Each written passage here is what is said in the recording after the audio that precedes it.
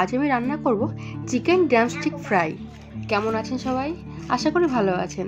নতুন ও পুরানো বিভিন্ন রকম রেসিপি জানতে প্লিজ চ্যানেলটিকে সাবস্ক্রাইব করে নেবেন এবং পাশে থাকা বেল আইকনটাকে প্রেস করে নেবেন। আজকের রান্নাটা সম্পূর্ণ মামের আবদারে। কয়েকদিন আগে ইউটিউবে একটা ভিডিও দেখেছিল, এরকম করে চিকেন ড্রামস্টিক ফ্রাই খাচ্ছে। ওরও খুব শখ হয়েছে এরকম করে একটু সসে ডুবিয়ে ডুবিয়ে চিকেন ড্রামস্টিক খাবে। আজ বাজার থেকে বেশ কিছুটা মাংস নিয়ে এসেছিল। মাংসের প্যাকেটটা খুলতেই দেখি বেশ কয়েকটা রানের পিস আছে। তাহলে ভাবলাম ঠিক আছে, চলো আজকেই তাহলে মামের আবদারটা পূরণ করে দিই। যখনই চিকেন ড্রামস্টিক ফ্রাইটা তৈরি করতে দেখেছে, বাপরে সে কি আনন্দ! বারবার ওভেনের কাছে চেয়ার নিয়ে দাঁড়িয়ে পড়ছে দেখার জন্যে, আর জিজ্ঞেস করছে কখন হবে কখন হবে, আমার তো খিদে পেয়েছে। এখানে আমি 4টে রানের পিস নিয়েছি। রানের পিসগুলোকে দু সাইড থেকে ছুরি দিয়ে চিড়ে দিচ্ছি, একটু ডিপ করেই চিড়ে দিচ্ছি, তাতে করে মশলাটা ভেতরে ভালো করে চলে যাবে এবং কাঁচা থাকার ভয়টা থাকবে না। মাংসের পিসগুলোকে ম্যারিনেশন করার জন্য দিয়ে দিচ্ছি হাফ চামচ আদা ও রসুন বাটা, হাফ চামচের একটু কম জিরে বাটা, হাফ চামচের কম লঙ্কা গুঁড়ো, হাফ চামচের কম হলুদ গুঁড়ো এবং হাফ চামচ লবণ। সমস্ত মশলাগুলো খুব ভালো করে মাংসের গায়ে মাখিয়ে নেব এবং চেষ্টা করব মশলাটা যতটা সম্ভব ভেতরে দিয়ে দেওয়া যায়।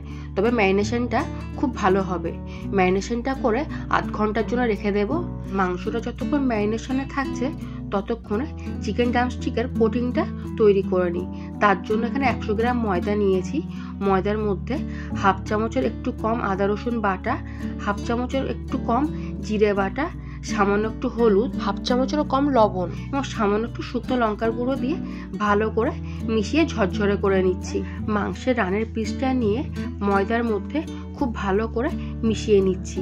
তারপর জলের মধ্যে ডুবিয়ে আবারও ময়দার মধ্যে খুব ভালো করে কোটিং করে নিচ্ছি। এভাবে ডবল কোটিং করে নিলেই হয়ে যাবে। ময়দাটা মাখিয়ে নিয়ে একটু ঝেড়ে নেবেন, তাহলে তেলের মধ্যে ময়দাটা কম পড়বে। এবার একটা কড়াইতে বেশ কিছুটা সাদা তেল গরম করে তাতে চিকেন ড্রামস্টিকগুলো একটা একটা করে ছেড়ে দিচ্ছি। চিকেন ড্রামস্টিকগুলো উল্টে পাল্টে বেশ ভালো করে লাল লাল করে ভেজে নিতে হবে। এই সময় অবশ্যই গ্যাসের ফ্লেমটা লো করে দেবেন, তা না হলে চিকেনগুলো ভেতর থেকে কাঁচা থেকে যাবে। আমার এই চিকেন ড্রামস্টিকগুলো ফ্রাই করতে বেশ 15 থেকে 20 মিনিট মতন সময় লেগেছিল। ব্যাস চিকেন ড্রামস্টিকগুলো বেশ লাল লাল করে ভেজে নেওয়া হয়ে গেছে। এরকম করে আরও যে দুটো চিকেন ড্রামস্টিক ছিল সে দুটোও দিয়ে দিলাম এবং লাল লাল করে ভেজে তুলে নিয়েছি। ব্যাস চিকেন ড্রামস্টিকগুলো এখন সসের সাথে পরিবেশন করে নিচ্ছি।